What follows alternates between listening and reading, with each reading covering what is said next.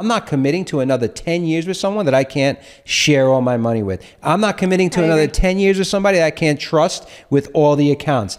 I'm not committing to a person that I can't trust that could bankrupt me in one fucking day and take all the kids. I'm not playing that way.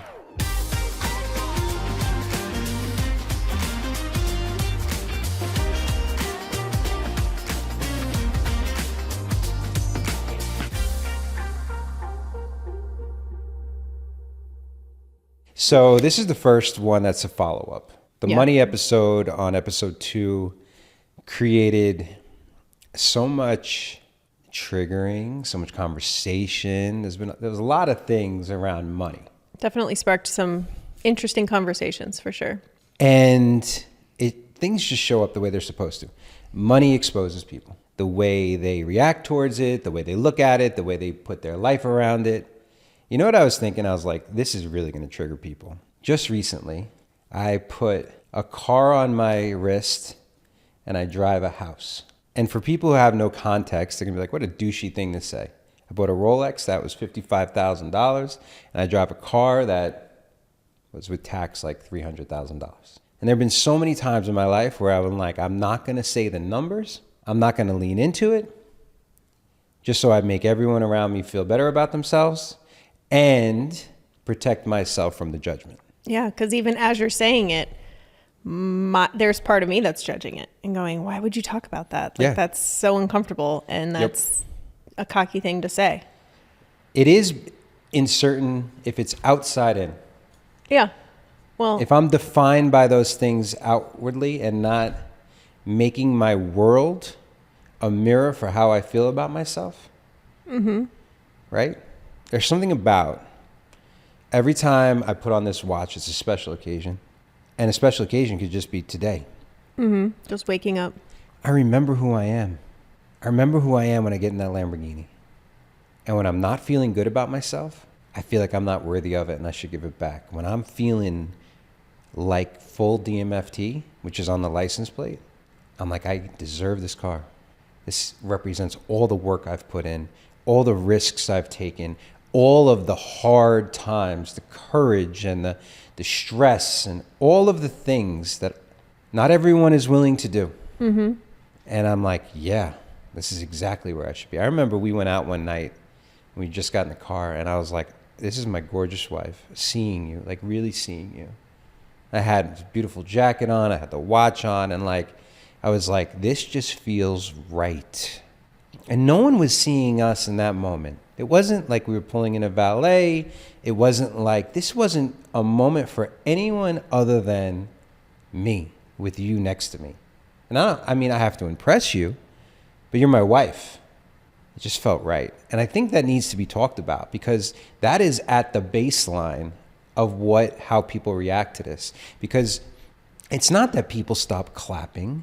It's not that people are jealous. It's not that people are triggered for these reasons. I think they play this game of, who do you think you are? Do you think you're better than me? And that's an interesting thing to unpack.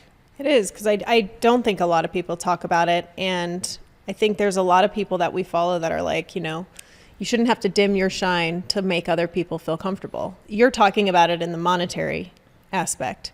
And my conversation to you, because as you're talking about it, I'm going, yeah, but you should feel those things completely naked with nothing, and you should feel that just with your spirit and your soul and go inward and feel those emotions without having material things. But then at the same time, I'm like questioning my thoughts and I'm going, okay, is that just limiting beliefs that I have around money and about material aspects and things like that? See, so you're pushing back in that moment. Whereas it's because it's in your frame. You'd think people aren't saying that about a $60,000 horse totally. Or going and spending a lot of money for a complete makeover on your wardrobe and almost to the point where like even I feel uncomfortable talking about it because we're just throwing out these big numbers. Right? Yeah. And so this is the reason why I want to set the table with this is because we're going to be digging into like the reasons why people are triggered about not sharing their money, or friends of ours, some of them are like go. This is awesome. We've been waiting for you to truly step into everything that you deserve and you've worked toward, versus the friends who are feeling like, who do you think you are? How could you talk about that, and making them about themselves? I think we have to talk about the things. Yeah. I don't need all of these things we talked about. Well, one of the things that, I mean, this is a huge resource, and I always go back to it with money, because money was, I had so many limiting beliefs about money growing up, and even as like a young adult, and when we met, and all sorts of things. And I read this book, actually listened to this book. It's You always mention this book. because it was so powerful for me, and it changed my perception on money so I've never read it, so it's tough much. to connect to it. It's called The Science of Getting Rich. Yep. It talks about how we're taught at a young age to look at money as this, money is the root of all evil. Money doesn't grow on trees. There's always this scarcity mindset about money, especially like in the middle class groups that we grew up in, right? Yep. When I listened to this book, it talks about God, the universe, whatever you believe, like created money as this vehicle, basically, to have the best healthcare systems, to have the best experiences, to make yourself feel good. And so I was like, okay, that's what I had to change in my head, is I was like, money is not evil. Money doesn't necessarily. It does sound like it's a great book, because it's looked at as a scarcity versus abundance. And it's exactly. Right. And obviously I have a bad way of explaining it, but. No, you're explaining it perfectly. Yeah. And when I started being like, not only is it a vehicle, it's energy. And how you obtain it is how you're going to attract from there. So if you obtain it in a scarcity way and you hoard it, you're not going to be able to have it flow. Right. If you don't put it, everyone's like, put it to work. I hate that, because it's like a transactional way. But if it's an energy, it needs to move. Right. It needs to be doing something, because it's not about the actual dollars and cents. It's about the abundant mindset behind it. Right? Like, there's a great saying I heard recently, like, God doesn't cash small checks. Like, no one's inspired by like playing small. Right. In this game of life, whether it was in the past having an army and going to get territory, or trying to build communities, like, there's something now, it's money is not necessarily the thing of how you measure it, but it's how you access that impact. How the expansion and growth is a lot of the ways you could do it. And what you do with the money matters. Right? And so it's easy to judge some of these material things, right? It's easy to judge the guy in the Lambo. And then even then, there's like micro judgments in between it. Yep. So I have friends who are like, oh, this isn't what I had pictured. They pictured this like lime green, like 2-seater, on the floor Lamborghini car, where it's the SUV, matte black. Yeah. And I'm like, which is funny, because even you saying that, I'm justifying. Well, you're justifying it, but you're almost saying that the other option, like the low one with the 2 seats. Well, you didn't let me finish. You didn't let me finish the thought. The thought was it shouldn't matter. Right. So if you know me as your friend, as the person, I just show up differently. Why? Because I got a Lamborghini. Because it's triggering to people.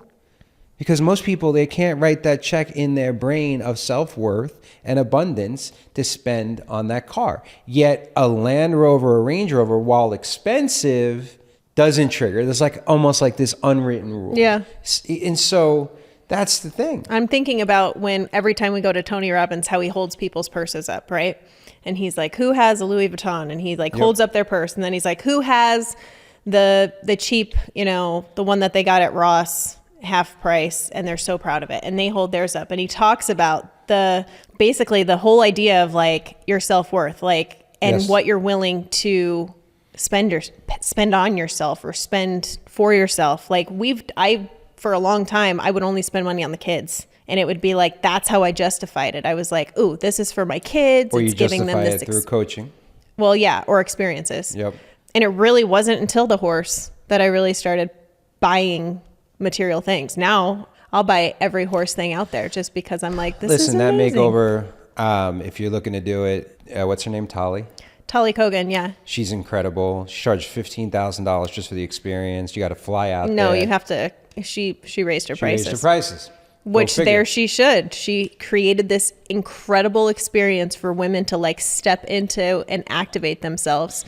So now she has this whole, it's not anything that we've spent that kind of money on. I'm like, if I can get one good thing out of it, and I've gotten so much out of that experience, then it's worth it. And so, then some. so someone would be like, well, that doesn't make sense. But their studies have shown that when you feel a certain way about yourself, and what was it, Neil Patel or somebody spent like, I don't know, $100,000 on the wardrobe. Mm-hmm. And he measured that the way it made him feel, he went out and produced an extra $750,000, right? And Tolly should raise her prices, because I was talking to someone. Remember, we had Mark Groves on, and Mark and I are friends, and we brought in a friend, and we had this, it was a little side note, like a 6-hour mastermind conversation that I thought was going to be 20 minutes.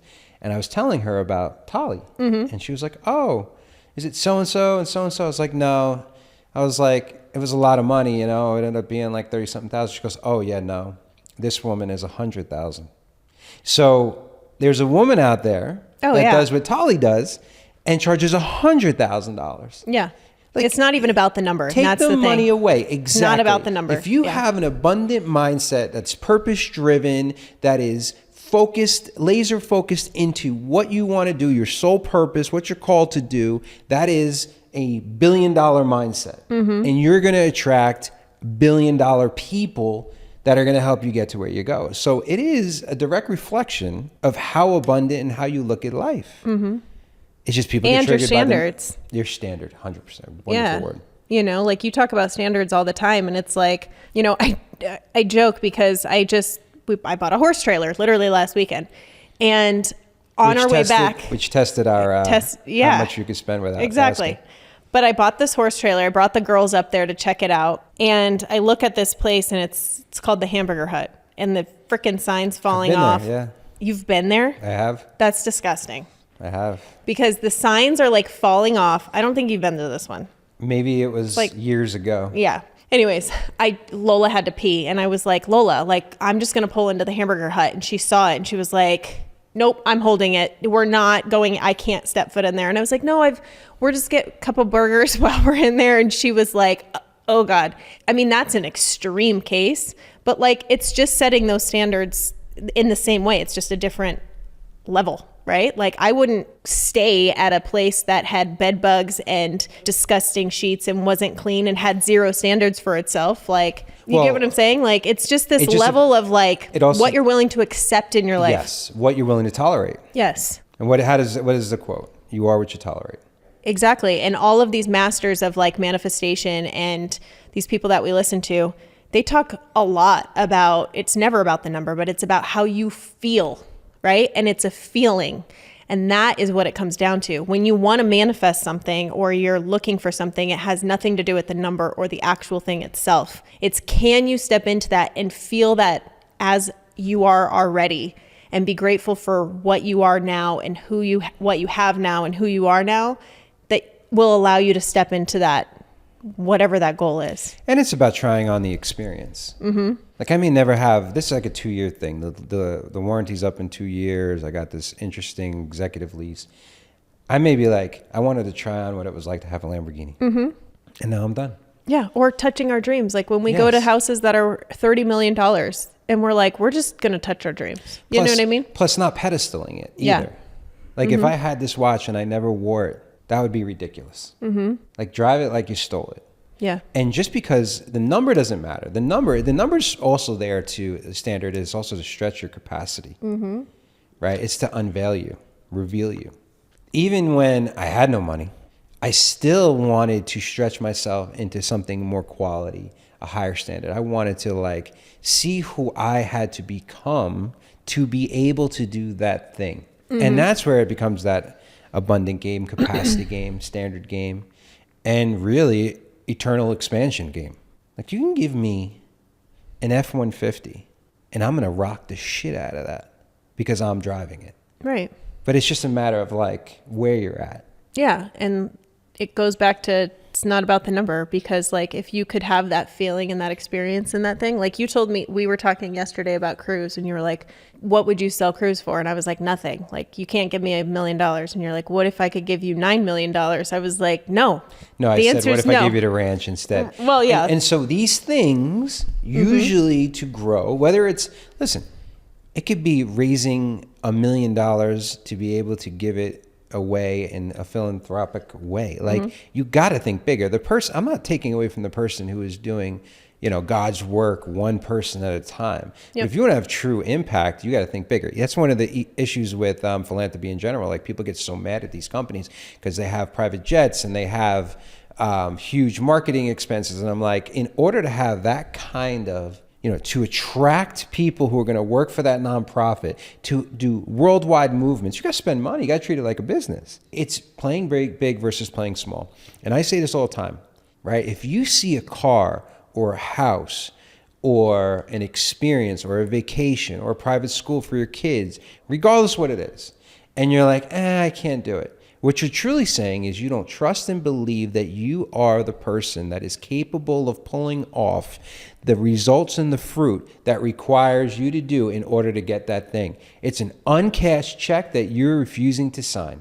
And that pisses us off. I do that too. Yeah, we definitely And to do that from scarcity and abundance, episode 2 of this podcast, we dove right into money. Do you share your money in your marriage or your relationship, or do you split it? Yeah. And we were sharing what we do personally with our money, which everything is joint. I'd be curious if you could do this without justifying. No, I don't think it's about justifying. I think that once we did this episode, it sparked a lot of conversations, positive and some really positive and some really negative, right? And like you said, it goes back to everything we just talked about. The relationship someone has with money or scarcity and abundance or whatever, that is a reflection of how they feel personally. We were just explaining, we probably weren't fair because we didn't actually talk about like the other options and the other ways people split money. A lot of people were like, well, we have a joint account and we share household expenses, we share kid expenses, we do that. And then we hold separate accounts where, you know, we each have our own money that we can share. There was also a lot of conversation about, well, my husband or wife would spend all this money, and what if I'm a saver and a spender versus the relationship? I know you're laughing, but like, I'm explaining what we were talking about. And yeah, I mean, it sparked some interesting conversations and topics. Yeah. One person in particular, who shall not be named, got really, really mad at you and really triggered. And it upset the shit out of you. And it spiraled you a little bit, derailed you from your energy, your abundant energy. Because this person thought we were talking about it, and you weren't. I was. Not in a judgmental way, but in a way that when I was at that dinner, the bill came. My default as a man was to put my credit card on the table and take care of the entire thing. I'm learning to give people the ability and the opportunity to do what I do all the time. And so I was like, okay, they can split it, right? I'm not trying to big time anybody. And then the conversation was, are you paying it or me? And it was shocking. It was jolting to me. I just had it. And that was what led me to really think about it. And listen, I know I'm aggressive and I come off as like, I don't know, intense, whatever, but I'm more curious than anything else. That's why I have 2,000 books. That's why I'm interested in so many things, because I'm just curious in people's perspective. And it just blew my mind that that's how people would play the game. Not even in a judgmental way, because it just wouldn't work for me. Not on any day. And that's where I'm not going to apologize to anyone listening or watching. That would not work for me. That's not how I play the game of marriage or even relationships. Yeah. And I think, you know, so this led to this person not only saying, "Are you talking about me?" but harboring all this resentment, refusing to talk to you, someone that means the world to you, someone that we would do anything for, like truthfully, love, and you went into justify mode. Yeah, I mean, I did. Obviously, like my human nature, and there are parts of me that did I was like, okay, did I say something wrong? Did I do something wrong? Like, I don't know. And I still don't know, because I listened to it like 17 times afterwards. And I'm like, okay, maybe this is what they picked up on. Maybe this is what they picked up on. I'm still not quite sure, but there was by no means were we judging anyone for how they do things at all. In fact, a lot of the people we know do things differently than us, and that's okay. That works for them. What works for us is what we were sharing and what we know and what we can talk about. Well, it's kind of like the vaccination thing, right? We have a lot of friends that don't vaccinate their kids. Yeah. We do. We're not in love with vaccinations, and we spread them out, but that's what worked for us. But it's a heated topic when it comes up every time with any type of person. But for us, it's like, I don't judge. No. I don't mind my kids hanging out with their kids. I love them. It's just, it doesn't affect me. Exactly. Right? When you live a certain way, and you're passionate about the way you do it, that in itself can be a conviction against or a judgment against the way they do it.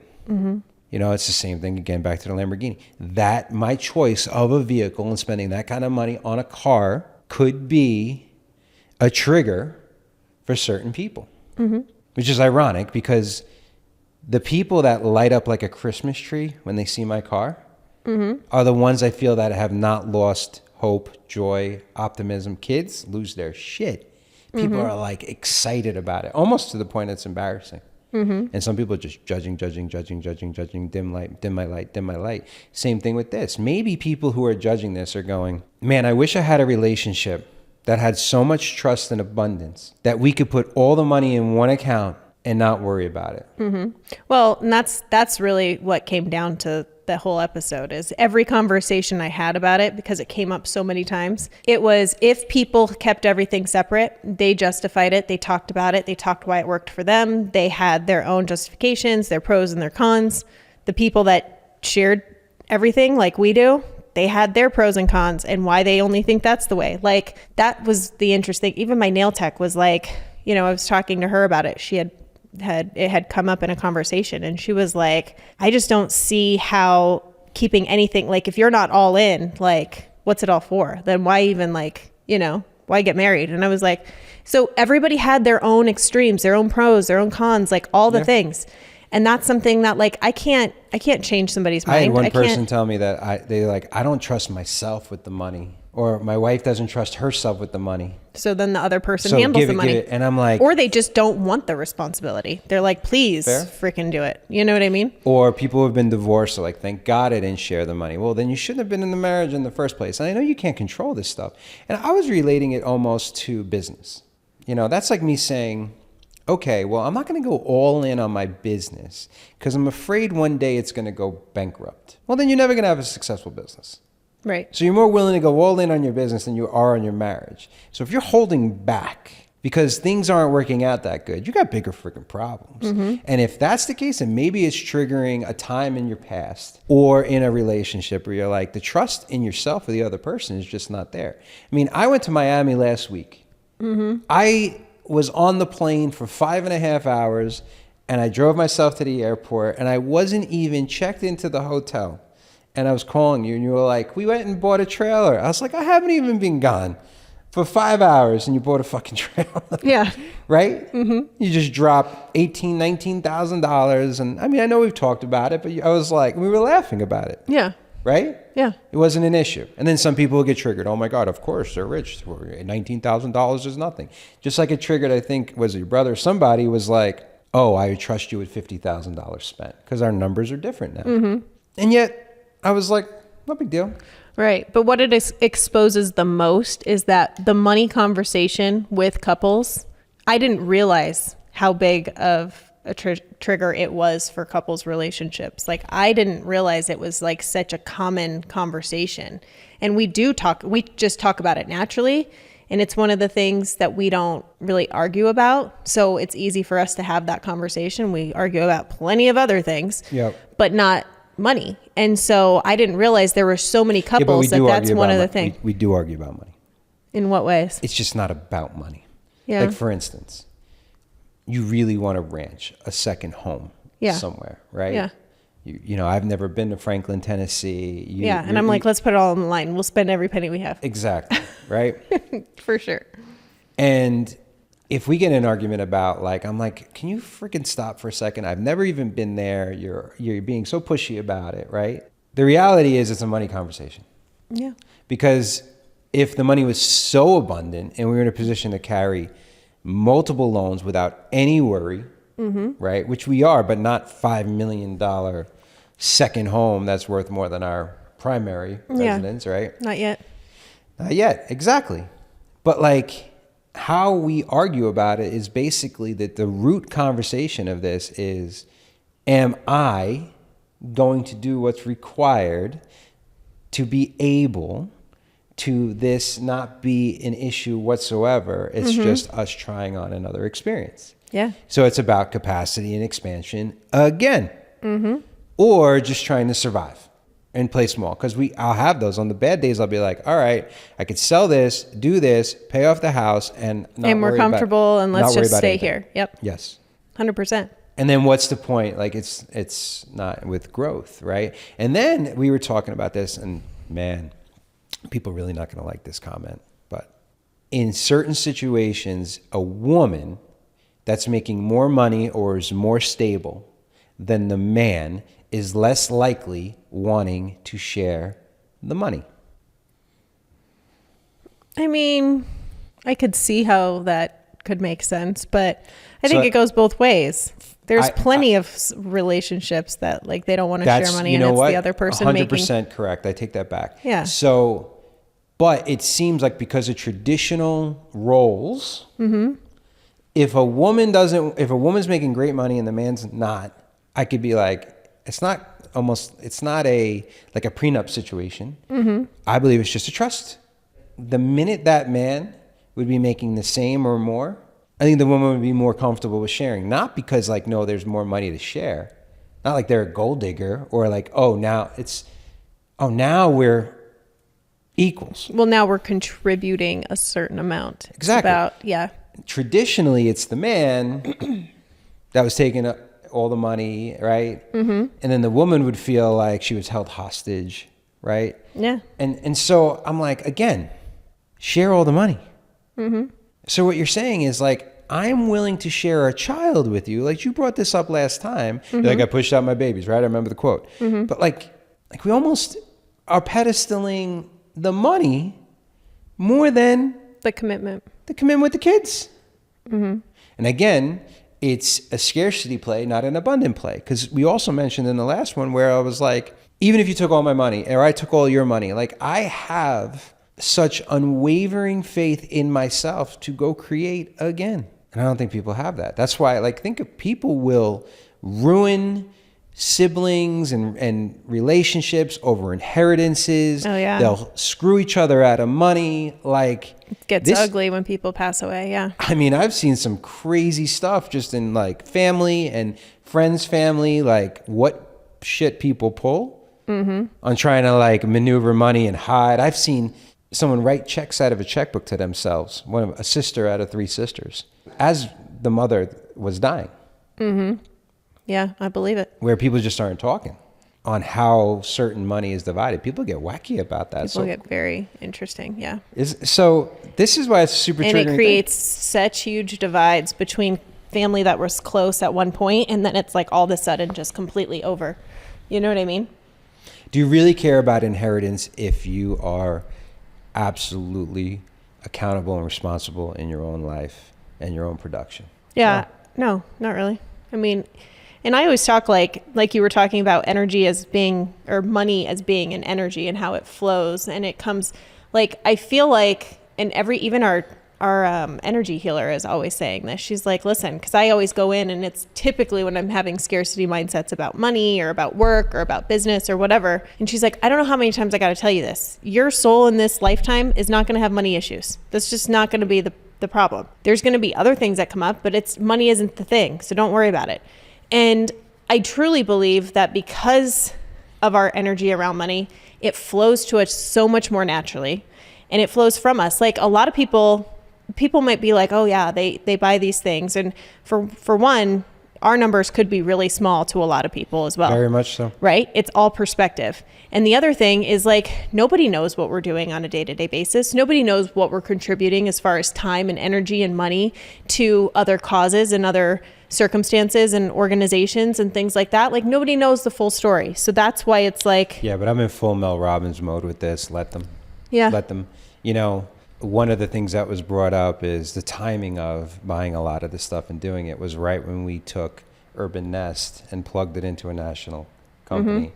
And the assumption was we got paid off. yeah, And the truth is we actually have to pay money for this. lost money Yeah. compared to where we're at. This is a strategic long-term play that made sense to me. I guess that what they would be thinking is, why would you start spending money like this while you're going to make less money? And what they weren't seeing was the identity shift that we were both going through. It was so Urban Nest as a projection of who we were for so long that like letting go of the brokerage part of it, not the team part of it, was an identity shift, especially for me. And I didn't realize, like, if they were looking at my bank accounts, they would say, oh my God, how have you not Yep. already bought all these things? Right? We've lived way below our means for a long time and accumulated so much abundance. So the timing of it, and it, even as I'm explaining it, I'm like, shit, if you're explaining you're losing and you're justifying, it shouldn't have fucking mattered. We could have got a payoff of $5 million and went and did all this, and people should be clapping and inspired. Like, I'll never forget when I gave that award to you for our team. And I was in this weird spot. It was the first year anybody at Urban Nest, at that time, 10 years, had actually cleared 7 figures in commission. Right? And we had the 6-figure society for everyone who's made 100,000 or more. We've had people make 750,000. I remember one year we made 800. But I remember I was like, babe, if we go over $1 million, now this is not even on the brokerage side. Yeah. This is just on the team alone, right? Yep. I was like, if we go on over $1 million, I'm going to get a 7-figure society, pretty much award from myself and you. And I remember I was like, am I going to share at the top producer award in front of 150 of our agents that absolutely crushed it, that the top award is going to me and my wife? Yep. And I remember at the time we had 2 brokers, my dad, Danny, and me. There was 5 of us. And we were trying to figure out if I should give that award out or not. And I can't remember who, but 2 were against it and 2 were for it. Yep. And I was the deciding vote. And I went into that night not knowing what I was going to do. The award was there. I mean, real big, looks like a skyscraper. It's beautiful. And it was like an in-the-moment decision. Am I going to give this award out? And this is kind of where I'm at my best. No time to think. Get out of my head, directly into my heart, and just fucking go. And you remember what I said? Yeah. You basically were like, the way that you react to this is going to be more of a reflection of you and how you feel versus what actually is going on. I said, if you are triggered by this, you need to look in to yourself.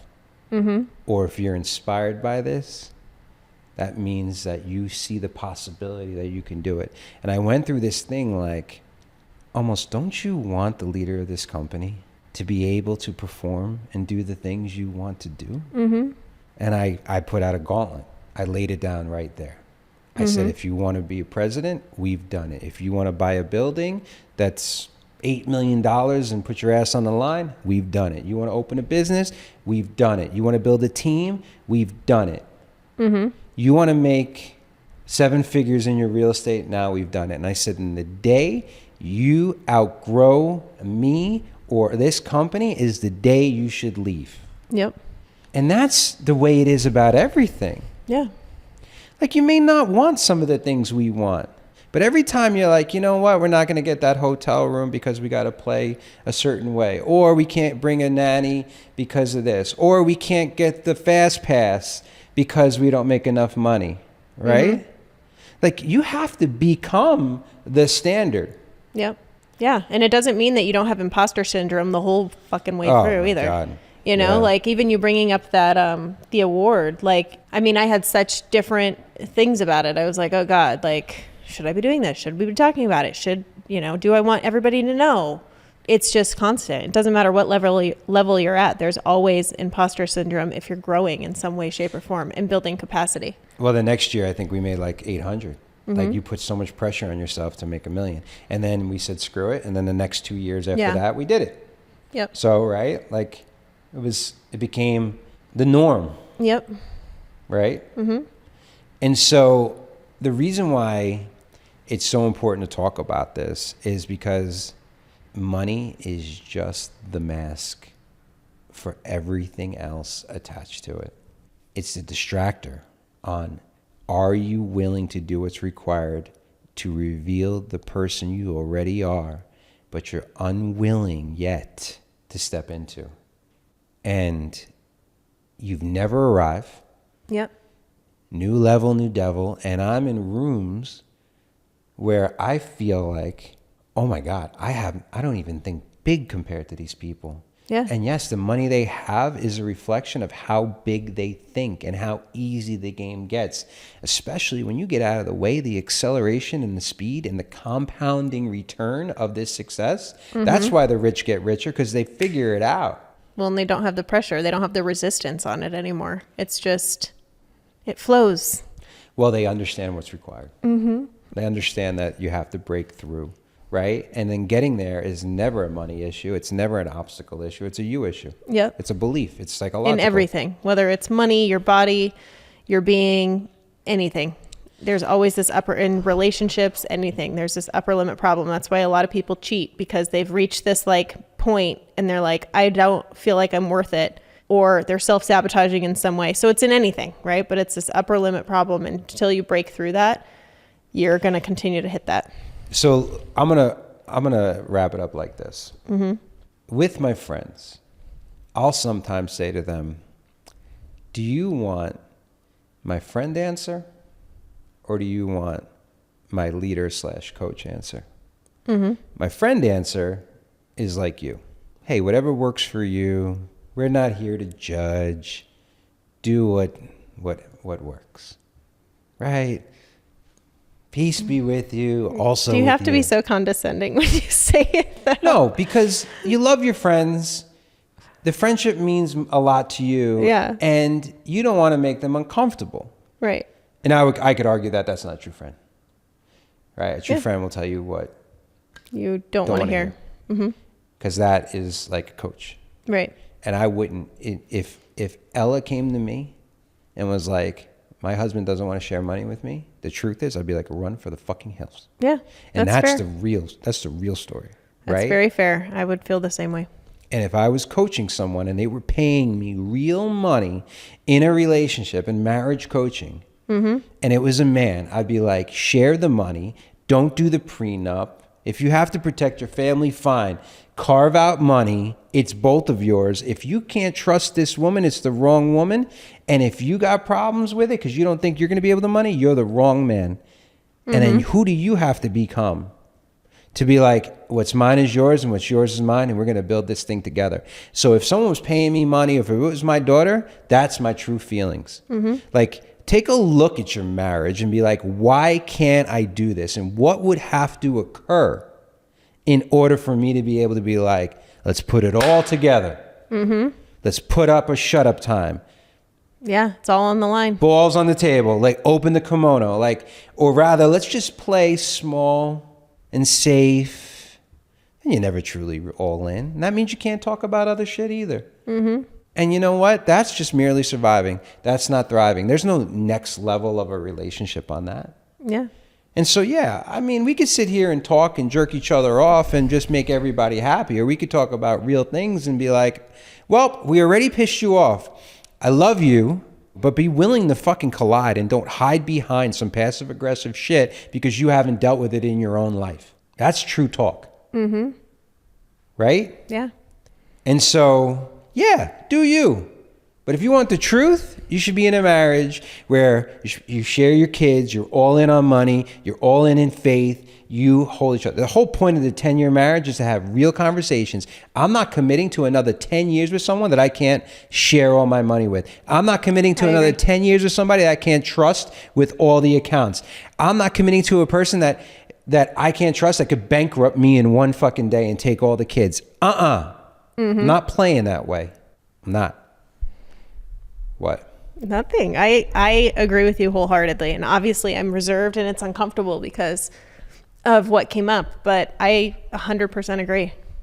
And if you have a prenup, I just saw this past weekend, a guy was called to get rid of the prenup in his marriage. That's and there were a bunch of guys were like, good luck. And he was like, nope, that's what I'm called to do. Yeah. And guess what? His wife probably has that much more respect and love and honor for him because of it. And she didn't even ask. He just felt called. Right. And maybe some of the resentment that may have built up in other things was dropped because he made that decision. And here's the thing. Let's say the day after she divorces him and takes half his money. He just saved himself another 10 or 20 years of With not somebody knowing that wasn't the right person. You got it. Yep. But that's not how we play the game. But that's what I'm hunting down. So, well, I feel like there's going to be a part 3, a part 4, and a part 5. Probably. So, I mean, this is the conversation that just keeps giving. And I can't wait to have people on to actually get their in the moment reactions as well. And have like a live debate on like what it means, right?